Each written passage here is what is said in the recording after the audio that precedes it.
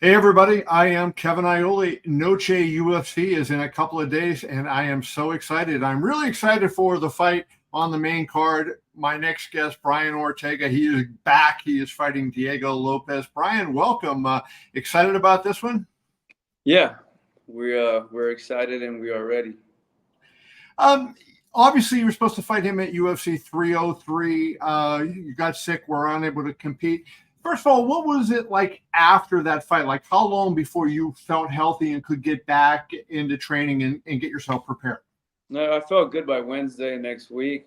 After that, and then I decided just to maybe ride out the week and just kind of eat a little bit more because although it was 2 weeks and we had a lot of weight to lose, and I went from 78 to 53. Uh,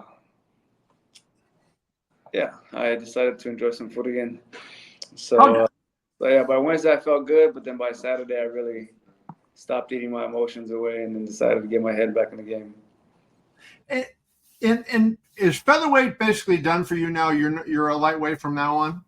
No, not No. at all. The only reason I don't know, I think I maybe misguided people is in terms of why I decided to go to 55. And Okay. the only reason was just because at that time, before the Diego Lopes bout was even a thought, we were discussing potential options, and there wasn't really any as in terms of what they want me to do and who they want me to fight. So they said, we understand that you're finally healthy, but we don't have anything for you at featherweight. And they said, okay, well, obviously I can't make 135. So they said, what's the next weight class is 155. Um, I've met some 155 guys, and I'm like, okay, we were kind of similar in stature, and we both can put on weight. So it makes sense. You know what? Let's move up a weight class and um, let's fight. Let's stay busy there while we kind of figure out what's going to go on in the featherweight division. Okay. Because at the That end of makes the day, I just want to stay busy, man. Yeah, that makes sense. I get that. So I'm wondering, I know you probably, you were sick, so you didn't see it, probably didn't see it live as it happened, but what does it say to you about the kind of fighting spirit that he has that, he would go and fight Dan Ige. You fall out, like imagine what he went through, right? I know you're feeling Yeah, miserable that night, but imagine what Diego went through. What does it say to you about his fighting spirit that he went through and took a fight given everything that had happened? he's a fighter. It shows. Sometimes you can kind of tell who's here to fight and who's here to make the best of the fighting experience. Mm-hmm.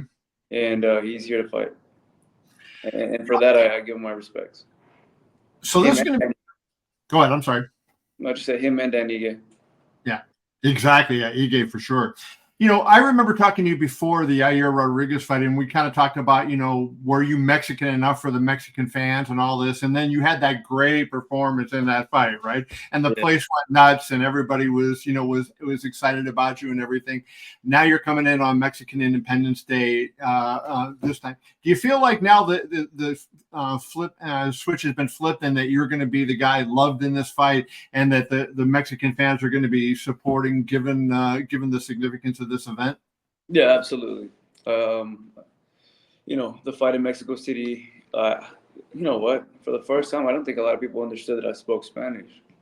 Yeah, So, being able to be there live and speak Spanish and kind of be um, embraced by everyone after the victory was a good thing because in the beginning I had some cheers, but obviously I being born in Mexico, his cheers were louder. But by the right. end of the night, um, I feel like the fans there in Mexico really said, you know what, he's us, like they understood the mission here. It's two Mexicans fighting each other, so Right. that felt good, and I'm sure it's going to be the same thing here. But there's also going to be there's going to be a lot of love for him as well. You know, Right. he's someone who has adopted the Mexican lifestyle. Yeah. And he's going to work. That's kind of wild. He's working Alexa Grasso's corner after he fights you. So Yeah, that should be kind of crazy. Run into the locker room afterwards. Hopefully, Alexa might miss him, depending on what happens to your fight, right? yeah, I want to ask you about the Rodriguez fight, the second Rodriguez fight, because I know you downplayed it a little bit at the time, but that was a significant fight in your career. You come in there off 2 losses in a row, 3 out of 4 that you had lost. You had the surgery, been away almost for 2 years. and then maybe not the best first round that you wanted to have. And then you turned it around, and boy, did you perform in round 2 and finish it in round 3. When you look back on that, is that one of your most satisfying victories given the pressure and everything else that you faced going into that fight? Yes. That's a fight that to me means a lot because it was a stamp in my life for redemption. Mm-hmm. It was me losing, 2 fights in a row. It was, the Volk loss, and then it was the Yair loss with the shoulder coming out and the surgeries, and then life. I lost a lot in life, and like I spoke before, I was in a dark place, Right. and that fight was the first attempt at attempting to leave the dark, and we did so much and went through, we went through a fair amount of things, and to roll the ankle was like, no way. I said, Yeah. it's just not, when it rains, it pours. But we just, I kept my faith, and I knew that, God put me here for a reason. And whether win or lose, I know that He's got some plan for me, and this was meant to happen. So I went in with that mind. I just kept going in with that mindset. And after that victory, because the first round was crazy. After that victory, it was good. It was I didn't even care about what like the fans would think, Yeah. and what their thoughts were on it. I was more just happy that on my side of things, Yeah, exactly. we did good. That was such a before the fight, when you and I spoke, it was such a compelling interview that you gave, right? I mean, I thought that you were remarkable in how honest you were about where you were in life at that point, and forgetting about MMA, just where you were in life. Did your confidence, do you go into the fight? Did you ever doubt yourself? Can I do this anymore? Did you ever have that kind of thing because of all the stuff that had piled on you leading up to the Yair rematch? It was never a question if I can. It's a question is do I want to? Yeah. Right. I know I can face the best of the best. I know I can hang with the best of the best. I fought them all. The real question is your will, right? Do I want to do this anymore? And given the circumstances in which I was in, where you know your self confidence and life is not going right, and then you look at the career and you look at your body, it seemed to be like nothing was going right. Right. The only thing that finally went right for me was rekindling the relationship with my wife now, and having my family back. That was the biggest victory that I had, and it's the only one I need actually. But that's kind of what gave me that will, right, to want to fight. Because sometimes you get burnt out, man. I've been doing this. I've been pro for 14 years. I've been fighting since I was 5. Been training for 29 years now. So I've been training since the age of 4. I'm 33 now. So this is all I've known my whole life. So, you go through phases where you have that spark and you want to keep going, and then you have those phases where you can't. And then I was in that phase where you can, and then also going through a hard phase in life. So it was, hard to really get motivated. But then once I had my kids living with me again, and then I had my household together again, um, it just gave me that light to be like, okay, you're a provider for these guys here, and I'm not looking at myself anymore. I'm looking at them.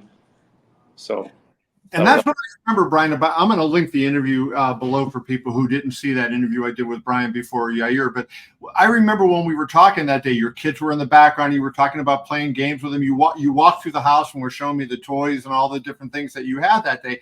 And I remember thinking as we talked, this is a guy at peace, and he could surprise people. Yair was the favorite, and people were writing you off, and it just struck me that you were happy in life, and that might translate into happy in the octagon and performance, which it of course it did. 1000%, man. It's something we've always known. A happy me is a very dangerous me. Right. I'm happy. It's a bad day for people. You know, when I'm going through some things, then yeah, you have a better chance at doing what you have to do with me. But when I'm happy, I'm free. And when I'm free, I'm dangerous. So let's wrap with this. I know a lot of people want to talk to you. Obviously, Diego has really been on a roll. You know, I don't know that you really rate his performance against Ige because of the circumstances, but, you know, the 3 fights before that, first round finish of Gavin Tucker, first round finish of Pat Sabatini, first round finish at UFC 300 of Sadiq Youssef. I mean, this is a dangerous guy. Where do you attack him? Where do you think you're better than he is? And how do you get this done? You know, we're both great on our feet and we're both great on the ground, right? We both like to bang and we both like to wrestle and we both like to do jiu-jitsu. And when I look at this fight, I feel as if I'm fighting myself, but just from maybe like a different timeline. I guess that's what it feels like. Right.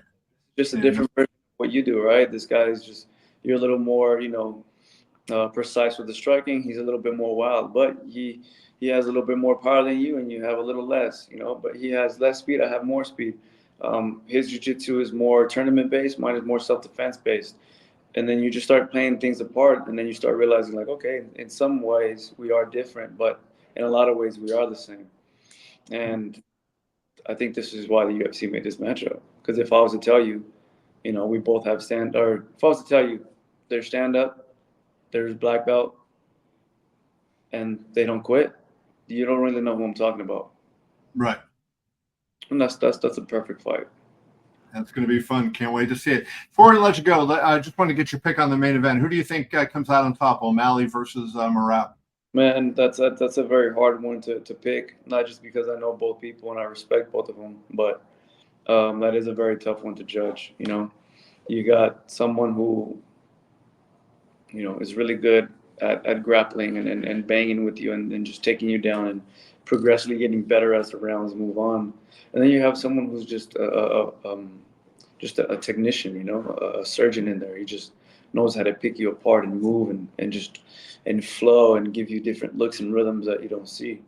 And it makes for a great main event. And I cannot, I'm not trying to be political here, but I really don't know. Yeah, I hear you. None of us know. We all guess, right? Yeah. We try to act like we know, but we guess. Brian Ortega fighting Diego Lopes on Saturday, Noche UFC. Brian, always good to talk to you. Wish you the best of luck, brother. Thank you for doing this. Thank you. See ya. Yeah.